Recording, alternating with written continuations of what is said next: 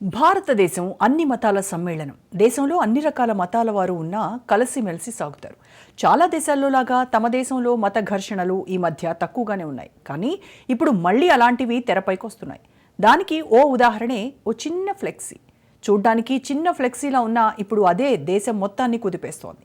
దేశవ్యాప్తంగా వివాదంగా మారింది. కాన్పూర్లో కొంతమంది ముస్లింలు ప్రదర్శించిన బ్యానర్ వల్ల దేశవ్యాప్తంగా నిరసనలు హోరెత్తుతున్నాయి. ఇంతకీ ఏంటా ఫ్లెక్సీ? అసలేం జరిగింది? ఉత్తరప్రదేశ్లో కొత్త వివాదం. ఐ లవ్ మహమ్మద్ అంటూ బ్యానర్లు. ఉత్తరప్రదేశ్, ఉత్తరాఖండ్, జార్ఖండ్లో నిరసనలు. వివాదంపై యోగి యాక్షన్ ఎలా ఉండబోతోంది?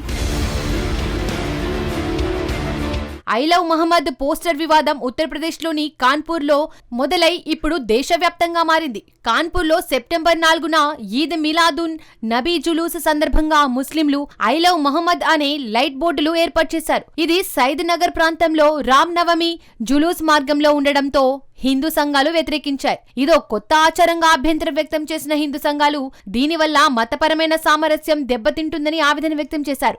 ఫలితంగా రెండు సముదాయాల మధ్య వాదనలు జరిగాయి.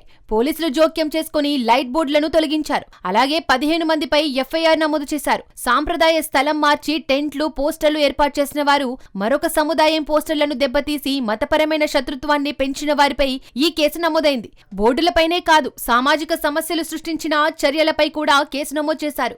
ఈ వివాదం వేగంగా వ్యాప్తించింది. ఇదే విషయంపై ఏఐఎంఎం అధ్యక్షుడు అసదుద్దీన్ ఓవైసీ సోషల్ మీడియాలో ఐ లవ్ మొహమ్మద్ పోస్ట్ చేసి కాన్పూర్ పోలీసులను ట్యాగ్ చేశారు. మొహమ్మద్ ప్రవర్తన పట్ల ప్రేమ వ్యక్తం చేయడం నేరం కాదు అని ట్వీట్ చేశారు. ఇది దేశవ్యాప్త చర్చకు దారితీసింది. పోలీసుల తీరును వ్యతిరేకిస్తూ ముస్లిం సమాజం నిరసనలు చేపట్టింది. हर मुसलमान मोहम्मद सल्लल्लाहु अलैहि वसल्लम से मोहब्बत करता है, इसलिए कि उसके ईमान का हिस्सा है. अगर हम मुसलमान हैं और अगर हम अल्लाह को जानते हैं तो वो मोहम्मद सल्लल्लाहु अलैहि वसल्लम ने हमको सिखाया है. ये तो हमारे ईमान का हिस्सा है. और आर्टिकल 25 में फ्रीडम ऑफ रिलीजन है, तो संविधान में फंडामेंटल राइट है. इसको आप कैसा छीन सकेंगे किसी से? और ये क्या बात है कि नया पोस्टर कैसा लगाए? అలాగే ఐ లవ్ మొహమ్మద్ అనే నినాదాన్ని వ్యతిరేకించే వారిది దివాలా కోరు మనస్తత్వం అంటూ జమ్మూ కాశ్మీర్ ముఖ్యమంత్రి ఓమర్ అబ్దుల్లా తీవ్రస్థాయిలో విరుచుకుపడ్డారు. తమ ప్రవక్తపై ప్రేమను వ్యక్తం చేసే హక్కు ముస్లింలకు ఉందని, దానిని తప్పుపట్టడం సరికాదని ఆయన వ్యక్తం చేశారు.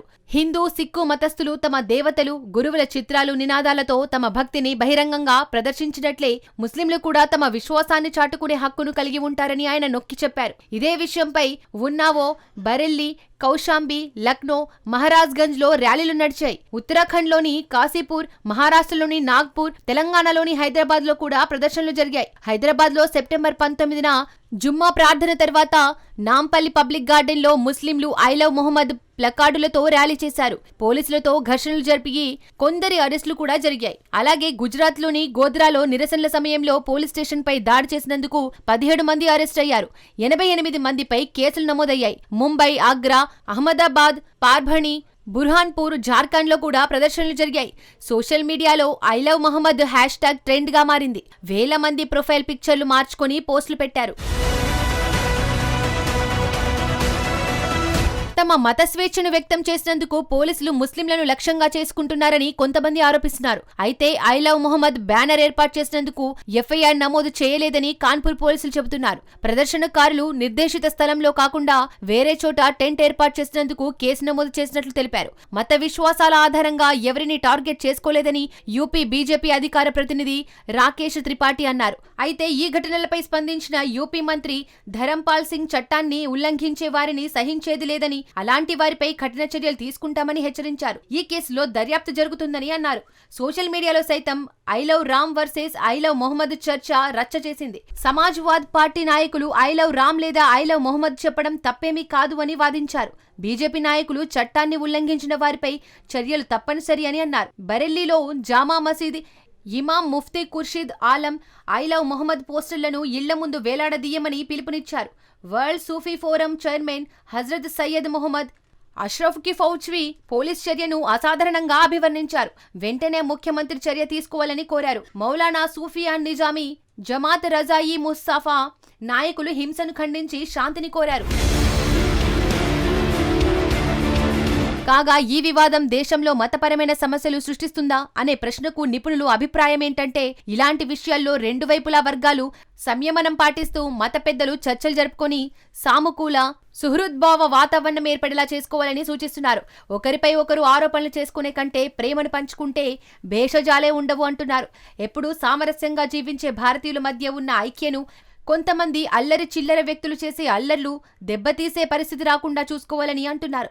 సెప్టెంబర్ 23న కాన్పూర్ పోలీస్ కమిషనర్ అఖిల్ కుమార్ కేసులను ఉపసంహరిస్తామని హామీ ఇచ్చారు. తప్పుడు సమాచార వ్యాప్తిని ఆపాలని సూచించారు. ఈ హామీ ముస్లింలు శాంతించేలా చేసింది. మరి ఈ వివాదం ఇక్కడితో ముగుస్తుందో మరింత పెరుగుతుందో మున్ముందు తెలుస్తోంది.